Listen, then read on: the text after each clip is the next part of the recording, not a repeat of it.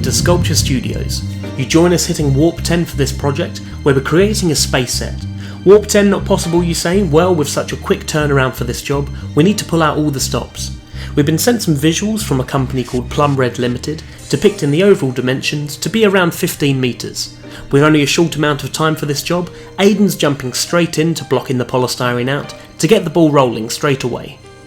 Now this is a rock face carving of a landscape for the moon, for a commercial on TV. This is Philip Shaw, and I'm here now at 4 o'clock in the morning, Philip. So just to prove that I'm working very hard for you, just setting it up, and that's it all blocked using giant, 8x4x2 blocks of billets of polystyrene, and that's the beginning stages. So yeah, I'm working hard and late for you. Here we are with the two mounds again. It's changed several times, different concepts, different designs, and there we are. That one's just slightly set back from the first one, creating a little hill underneath there, and we're trying to pull it out as far as we can as well, so nice slope into the ground. And we'll do a hill behind, a slight one there, and a foreground one just here, I think. But yeah, it's getting there. It just takes time. A lot of material, and there's always a lot of waste when you're cutting corners like this and trimming edges, and it's clearing up and it's getting better now. So tomorrow we're going to try and finish the bulk of it and start to comb it down a little bit perhaps as well. Good stuff.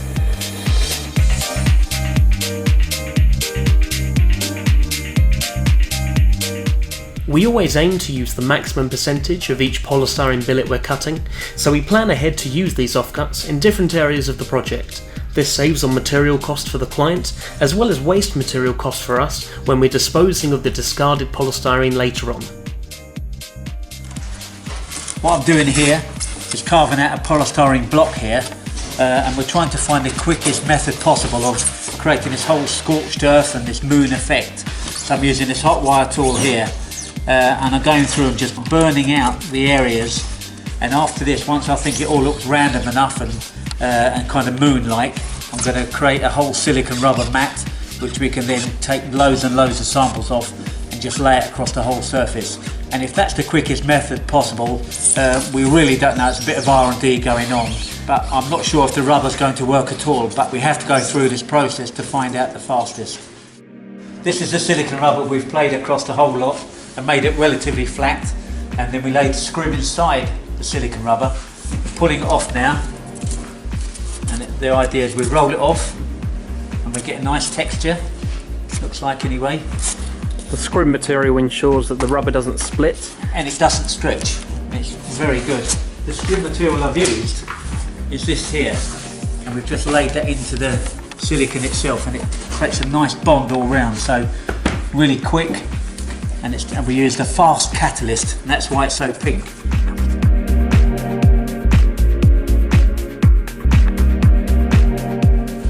That's a nice reverse texture of the whole thing. I haven't made it too deep, but I think it's enough to register once it's all painted. We're going to try this out. If this is the quickest method for next week, we'll go with this. We'll have a bit more of a play over the weekend to find out which is the best way to go about creating the rocky surface. This is a big sample that we've got, and that's just there's a really thin plaster on here with that Hessian back once more, and we've popped it from the rubber, the silicone rubber, and we're going to see, not so much for the hill but for the big flat areas, we're going to see if we can just lay it down, and this is kind of the non-important areas which are kind of out of shot, but they still want to texture it and have the nice detail.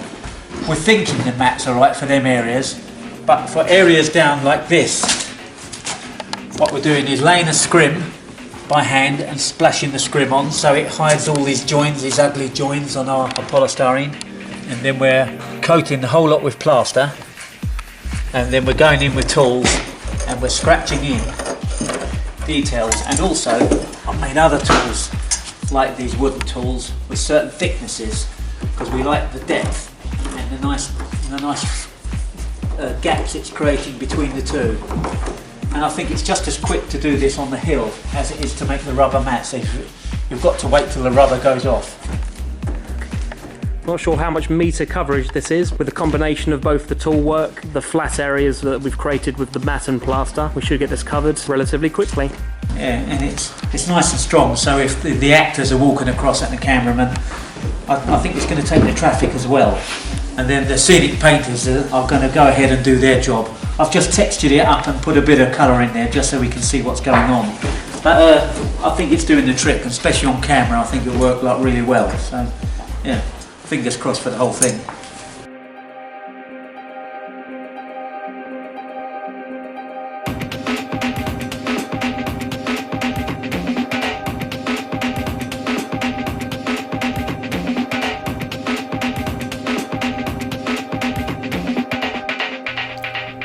Even carving a set of this nature, where the poly only needs to be rough, as it's eventually going to be covered in a cracked render, Aden wants to create a really random surface. He wants the undulations to have variety and to look natural.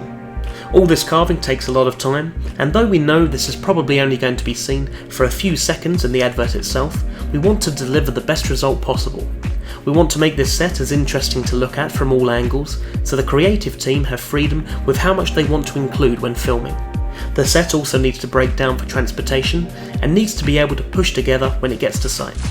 These breaks in the landscape also need to be planned out ahead of carving to save on any unnecessary cutting later on. If you're familiar with the way we work, you'll know we love a little boogie in the workshop every now and then as a natural morale boost, so here are the members of the team currently working in the studio to choose from to place your bets on who you think will kick off the dance break.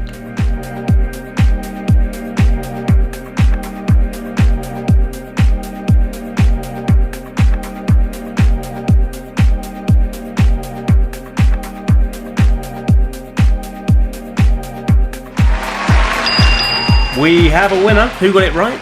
As soon as somebody starts it off, it's not long until everyone's involved.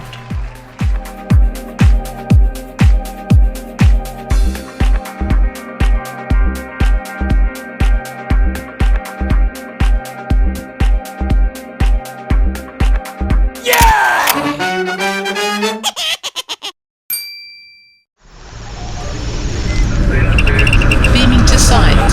Energizing.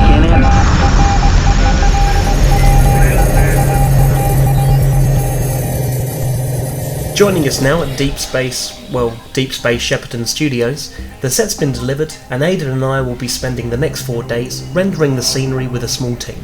Philip was there on location, facilitating all the goings on with all the different projects and making sure that everything was on track.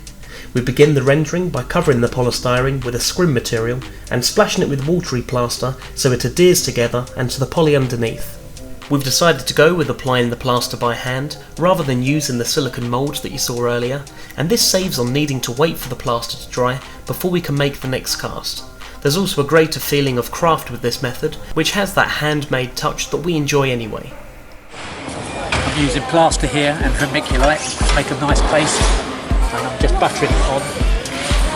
I'm making about a ½ inch thickness or 12mm, whichever you like best.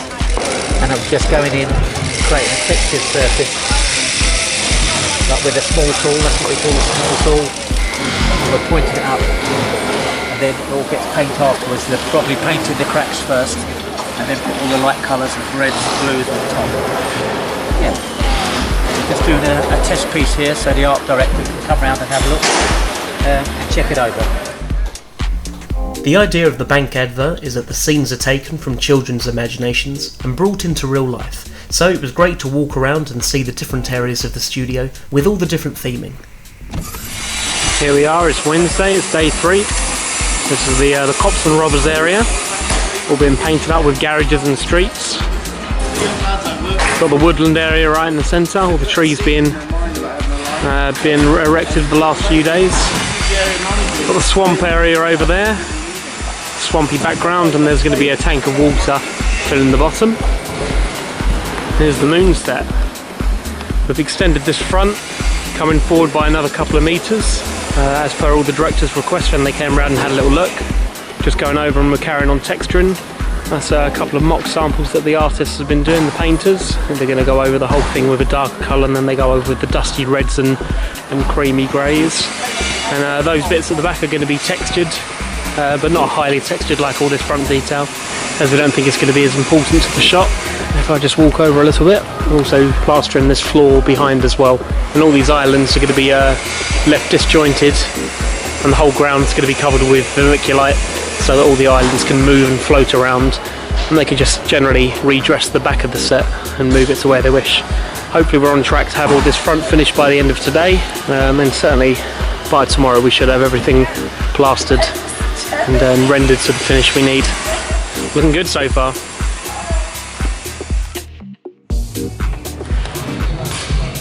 Gone over and added some of these little crustacean bursts, as if all the mounds are cracking apart and the floor's splitting. These kind of fissures appearing, which we've got requested from the client and the designer. So we've just gone over and added a few of these, just to really break up the armadillo effect. Add a nice touch of detail. What's the progress so far, Aden? Progress is very, very good. We're just actually doing the back mounters at the moment, because these are the least important in the terms of the set, because the painters will take care of that part of it. The majority of it is done now, and then we're going to go on with the really pretty stuff and make it, and that's the kind of cherry on the top. So yeah, it's working really, really well. Day 4 of 4, we're all on schedule, and the main thing is that Phil's happy, the client's happy, so as long as that's all good, then we're happy.